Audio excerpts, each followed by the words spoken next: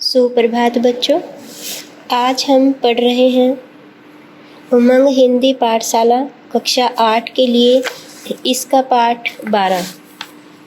हमारे इस पाठ का नाम है जीवन का प्रभाव।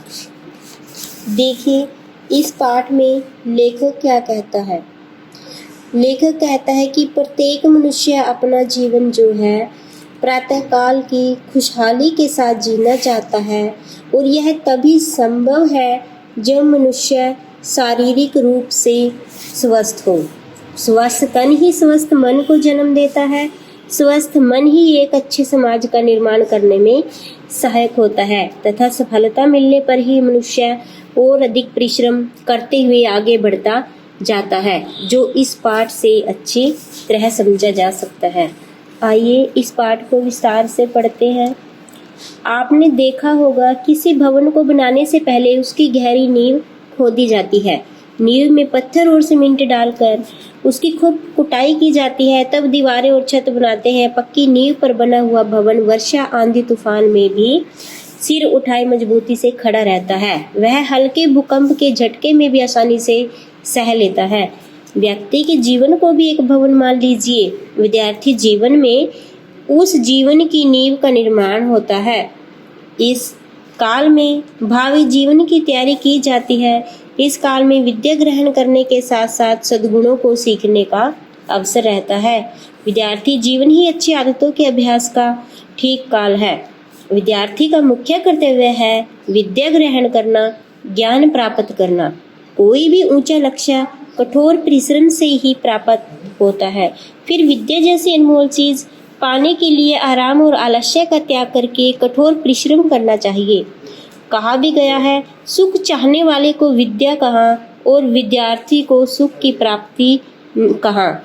सुखार्थी, जैसे संस्कृत में एक श्लोक में कहा भी गया है, सुखार्थिनः कुतो विद्या, कि सुख वाले को विद्या कहाँ, विद्यार्थी ने कुतो सुखम, और विद्यार्थी को सुख कहाँ। गीता में कहा गया है कि ज्ञान उसे मिलता है जिसमें श्रद्धा हो तथा जो तत्पर हो और स्यंत इंद्रिय हो। श्रद्धावान लभते ज्ञानम तत्परः स्यंत इंद्रिय।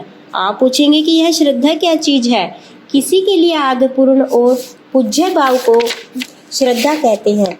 विद्यार्थी के मन में गुरुजनों के प्रति आदर भाव तो होना ही चाहिए। जो विषय वे पढ़ रहे हैं उसके प्रति भी मन में लगाव होना चाहिए। ज्ञान पाने के लिए तत्परता भी आवश्यक है। पढ़ने में मन लगाकर जुटे बिना बात नहीं बनेगी। सतेंद्रियता का अर्थ है इंद्रियों को वश में करना।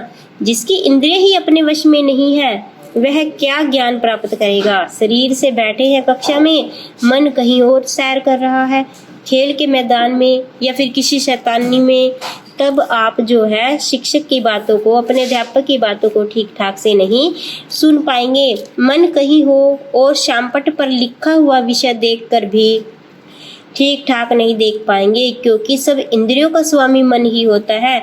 उसके बिना इंद्रियां काम ही नहीं कर सकती।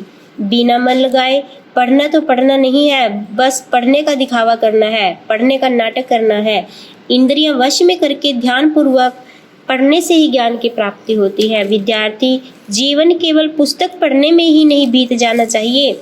इस काल में बौद्धिक विकास के साथ साथ शारीरिक विकास पर भी ध्यान देना चाहिए। हाँ जी, इसमें लेखक कहता है कि विद्यार्थी का जो जीवन काल होता है वो बड़ा ही महत्वपूर्ण होता है। हमने केवल रटी रटाई बुकों को नहीं पढ़ना चाहिए।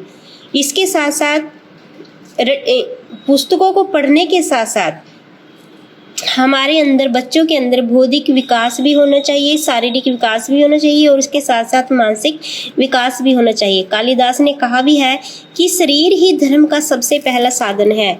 शरीर माध्यम खलु धर्म साधनम। दुनिया भर के अच्छे काम हम तभी कर पाएंगे जब हमारा शरीर स्वस्थ होगा। आए दिन बीमार पढ़ने वाले बालक पढ़ाई भी कैसे कर पाएंगे। अतः विद्यार्थियों को अपने स्वास्थ्य का पूरा ध्यान रखना चाहिए। उन्हें पौष्टिक आहार के साथ खेलकूद और व्यायाम को भी अपनी दिनचर्या का अंग बनाना चाहिए। लेकिन अधिकता हर चीज की बुरी होती है। ऐसा न हो कि पढ़ना लिखना बिल्कुल भूल कर पूरे दिन खेल कूद में जुट जाओ। पढ़ने लिखने, खेलने कूदने तथा आराम का समय हमें निश्चित कर लेना चाहिए। विद्यार्थी जीवन में बौद्धिक और शारीरिक शक्ति के साथ साथ चरित्र बल अर्जित करने का भी अवसर रहता है। साहस, धैर्य, विनय, सत्यनिष्ठा, उदारता एवं दयालुता आदि सद्गुणों का अभ्यास करके हमें चरित्र बल प्राप्त कर सकते हैं। ये सभी गुण जीवन भर हमारा सहारा बनते हैं। साहस के अभाव में व्यक्ति दब्बू और कायर बन जाते हैं। किसी भी काम को करने के लिए उसके हाथ पैर न चलेंगे। अपने अदम्य साहस के बल पर तो अनेक साहसी लोगों ने असंभव को संभव कर दिखाया है। एक माली बाग में छोटे पौधे उगाता है, कई वर्षों तक उसकी निराई करता है, गुड़ाई करता है और पानी से सींच कर उसे धैर्यपूर्वक पालता भी है और पोसता भी है। तभी कहीं वे पौधे बहुत वर्षों तक बाद बनते हैं बड़े वृक्ष। तभी हमें चखने को मिलते हैं उनके मीठे मीठे फल। माली में धैर्य न होता तो क्या यह सब कुछ संभव हो पाता? कदापि नहीं। जीवन के हर क्षेत्र में ही धैर्य की आवश्यकता होती है। पढ़ने की बात ले लीजिए, मोटी मोटी पोथियां पढ़कर विद्यार्थी डरने लगते हैं और हार मानकर बैठ जाते हैं, तो ऐसे कैसे पढ़ा जाएगा? यदि वह धैर्य रहकर प्रतिदिन उस पोथी के 10-10 पृष्ठ भी पढ़े तो आसानी से उस पुस्तक को पढ़ लेगा। अतः धैर्य विद्यार्थी के लिए बहुत जरूरी है। ऊंची से ऊंची शिक्षा लेकर कोई भले ही विद्वान बन जाए, लेकिन विद्या पाकर किसी को गर्व नहीं करना चाहिए। विद्या की शोभा विनय से ही होती है। इसलिए विद्यार्थी को विद्या के साथ साथ विनय का भी अर्जन करना चाहिए। विनय का अर्थ होता है अहंकार शून्यता। उसमें अहंकार नहीं होना चाहिए। क्षमा करने का सबसे पहला गुण होना चाहिए, शिष्टता होनी चाहिए और उसके साथ साथ उसमें शालीनता भी होना चाहिए। ये गुण जो है एक अच्छे विद्यार्थी में होने चाहिए। किसी के आगे व्यर्थ गिड़गिड़ाने को, दब्बूपन को विनय नहीं कहते हैं। आत्मगौरव की रक्षा करते हुए भी विनयी बना जा सकता है। विनयी सबका प्रिय होता है। विनयी व्यक्ति सबका प्रिय होता है। महर्षि दयानंद परम गुरु भक्त एवं नरम थे।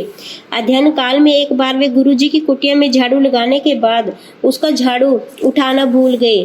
प्रज्ञा चक्षु गुरु स्वामी विरजानंद का पैर उस कूड़े पर पड़ गया तो उसने क्रोध से भरकर पूछा, किसने डाला है यह कूड़ा? दयानंद बोले, गुरुजी मुझसे भूल हो गई। गुरुजी ने सोटा लेकर दयानंद को खूब मारा पीटा। विनयी दयानंद अविचलित खड़े रहे। अविचलित होता है हिले डुले, विचलित हुए बिना।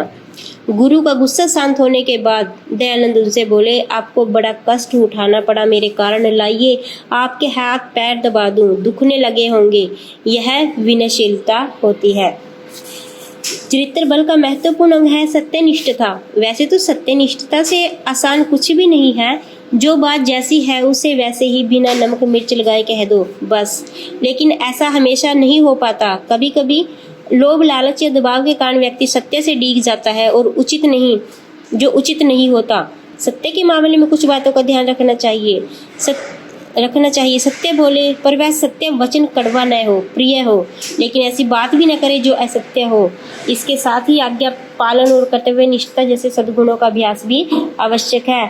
अपने आज्ञा पालक और आरुणी की कहानी तो सुनी होगी। आपका हित सोचकर बड़े लोग जो कुछ आपसे कहते हैं उसे माने। आज्ञा पालक में ढिलाई न करें। जो काम आपको सौंपा जाए उसे ईमानदारी से करें। कर्तव्य पालन में कुछ भी कष्ट उठाना पड़े तो चिंता न करें। एक मूर्तिकार ने गीली मिट्टी से बंदर की मूर्ति तो बना दी। उसे देखकर एक बच्चा बोला, बंदर नहीं, छोटी बहन के लिए गुड़िया बना दीजिए। मूर्तिकार ने उसे मसल कर गुड़िया बना डाली। मिट्टी गीली थी, मूर्ति पक जाने पर ऐसा बदलाव नहीं हो सकता था। इसी तरह बचपन और किशोरावस्था में आदतें परिपक्व नहीं हो पाती हैं। इसलिए किसी खराब आदत को आसानी से बदला जा सकता है। बड़े होने पर वे आदतें पक्की हो जाती हैं। उनमें परिवर्तन करना पकी हुई मूर्ति की तरह कठिन होता है। इसलिए बचपन में यदि कोई कुटेव पड़ जाए या फिर उसे सुधारने का प्रयत्न किया जाए तो वह सुधारा जा सकता है। पहले कीचड़ में पैर डालें फिर धोएं, इससे तो अच्छा है कीचड़ में पैर डाले ही नहीं। अतः बुरी आदतों से बचते ही रहें। कुसंग से बचने का विशेष ध्यान। कुसंग होता है बुरी संगति। हमें बुरी संगति में नहीं पड़ना चाहिए, इसका विशेष ध्यान रखना चाहिए। किशोरा अवस्था तक भले बुरे का ज्ञान नहीं होता है। किशोरावस्था होती है 12 साल से 18 साल तक। इसलिए कुसंग का प्रभाव इस अवस्था में जल्दी पड़ता है। बुरे लोगों की संगति से बचना आवश्यक है। खराब पुस्तकें पढ़ने से भी बचना चाहिए।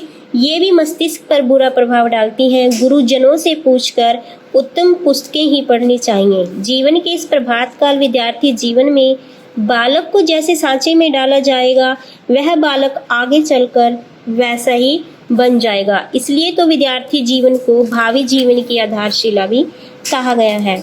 धन्यवाद।